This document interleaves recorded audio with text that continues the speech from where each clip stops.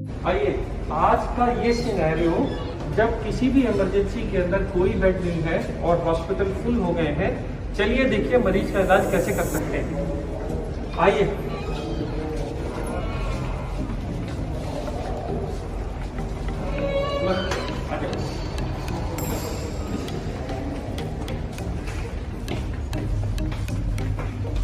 ये वो पेशेंट्स हैं जो कोरोना के आजकल दर दर भटक रहे हैं और हॉस्पिटल्स में बेड्स ना होने की वजह से, दवाइयाँ ना होने की वजह से, ऑक्सीजन कम होने की वजह से इनको वापस कर दिया जा रहा है। तो ऐसे मरीज अपने लोगों की सेवा कैसे कर सकते हैं और इमरजेंसी इन लोगों की हेल्प कैसे कर सकती है। आपने जनरली देखा होगा इमरजेंसी में 4 या 5 बेड रहते हैं। मैं उन सब डॉक्टर्स को जिनकी छोटी छोटी क्लिनिक्स हैं जहाँ पे एक छोटा सा भी बेड अवेलेबल है, वो इन मरीजों को कैसे अटेंड करें एक 5 मिनट में सिखाने की कोशिश करता हूँ।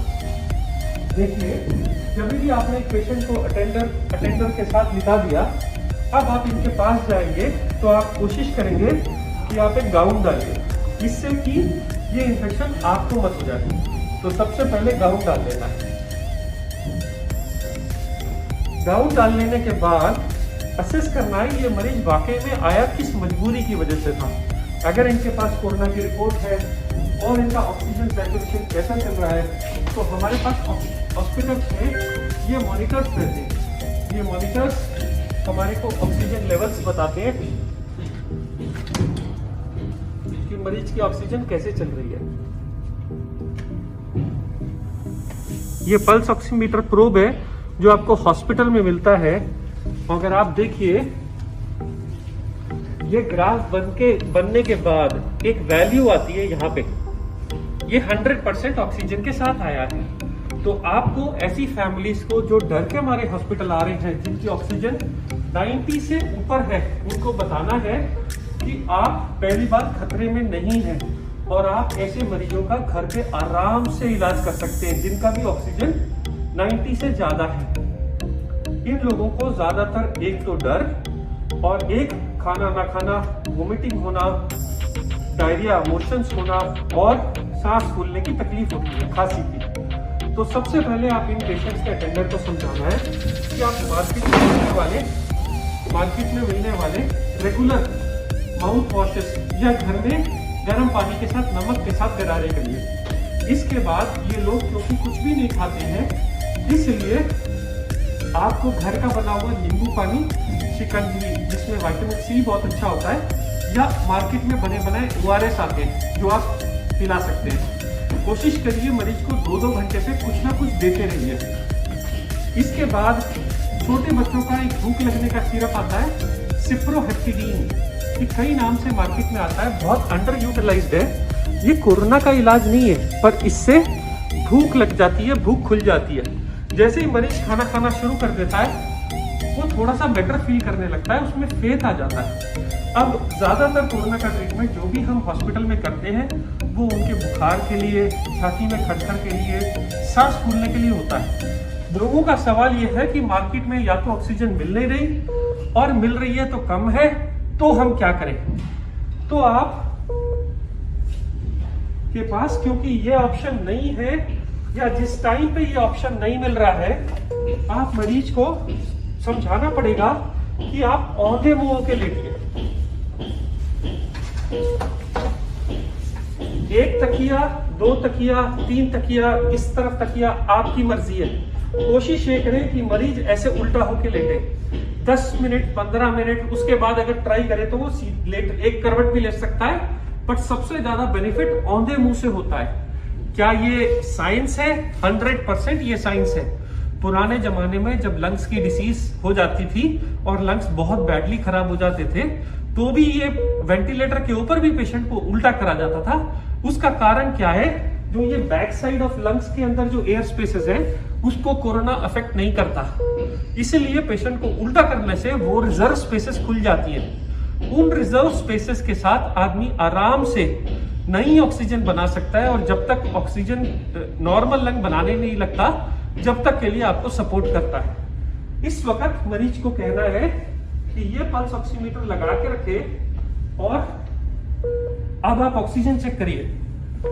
जब आप ऑक्सीजन चेक करेंगे और पेशेंट की ऑक्सीजन कम आ रही होगी, देखिए 97। अब आप डीप ब्रीदिंग करिए साहब। हाँ,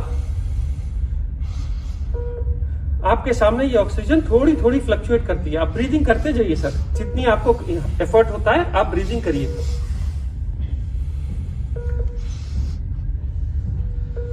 देखिए 97 से 98 हुआ, ब्रीदिंग करते जाइए सर थोड़ी थोड़े। 99 हुआ, और आप देखेंगे उल्टा लेटने से 5% तक का बेनिफिट हो जाता है। 95 वाली ऑक्सीजन कभी कभी 98, 99 तक पहुंच जाती है। सिर्फ बगैर ऑक्सीजन के एक दिन में आधे से 2 घंटा उल्टा लेटने से बहुत फर्क पड़ जाता है। पर लोग पूछेंगे क्या ये इनफ है, क्या इसके अलावा और कोई ट्रीटमेंट है? जी हाँ है। बहुत सारी मार्केट में आज की तारीख में रेमडेसिविर इंजेक्शन के बारे में चल रहा है, ब्लैक भी हो रही है, शॉर्टेज भी हो गई है। पर आज तक के साइंस के किसी भी स्टडी के अंदर रेमडेसिविर से जान बचते नहीं देखा गया। फिर ये क्यों बिक रही है और क्यों दी जा रही है और क्यों अप्रूव हुई एफडीए के थ्रू? क्योंकि हमारे पास स्टार्टिंग में इसके अलावा ज्यादा कोई दवाई नहीं थी। अगर आप डेटा में जाइए तो सच्चाई ये है कि दुनिया में आज तक सिर्फ 2 दवाइयां बनी हैं जो कोरोना में लोगों की जान बचाती हैं, जिसमें सबसे पहली दवाई का नाम है स्टेरॉइड का इंजेक्शन। ये स्टेरॉइड का इंजेक्शन जिसकी स्टडी यूके में हुई थी, इसको कहते हैं डेक्सामीथासोन। ये ना तो ब्लैक हुआ, ना लोग इसके पीछे भागे। क्यों नहीं भागे? क्योंकि अगर आप इसकी एमआरपी देखिए, ये 10 रुपए है। डेक्सामीथासोन के ऊपर यूके ने स्टडी निकाली है और पूरे वर्ल्ड में ये स्टेरॉइड दिया जाता है। ये इंजेक्शन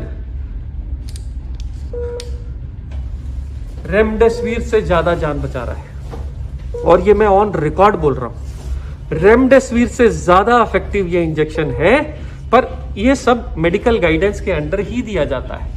इसलिए रेमडेसिविर के पीछे भागना छोड़िए, जो अवेलेबल है जिससे हम अपने लोगों की जान बचा सकते हैं, जो हमारे पास इंडिया में सस्ता अवेलेबल है, आप उसके साथ जाइए। तो बाकी दवाइयों का क्या हुआ? बाकी दवाइयां जो हाइड्रोक्सीक्लोरोक्विन, जो आइवरमेक्टिन बोल के दवाइयां आई थी, वो सारी दवाइयां फेल हो गई ट्रायल्स के अंदर और उनको अब कोई यूज नहीं कर रहा है। इसके अलावा 100 में 17 लोगों को सीरियस कोविड इन्फेक्शन में क्लॉट्स बनने का खतरा रहता है। इसलिए उनको ब्लड थिनर का इंजेक्शन, एक क्लेक्सेन, या जो लोग घर चले जाते हैं डॉक्टर्स उनको ब्लड थिनर की टैबलेट दे देते हैं। ये ब्लड थिनर की टैबलेट्स 20 से 21 दिन तक दी जाती हैं, और ये दवाइयां भी अंडर मेडिकल प्रिस्क्रिप्शन ही दी जाती हैं। जो लोग की ऑक्सीजन 93 से कम है, वही लोगों को इतने सब दवाइयों की जरूरत है।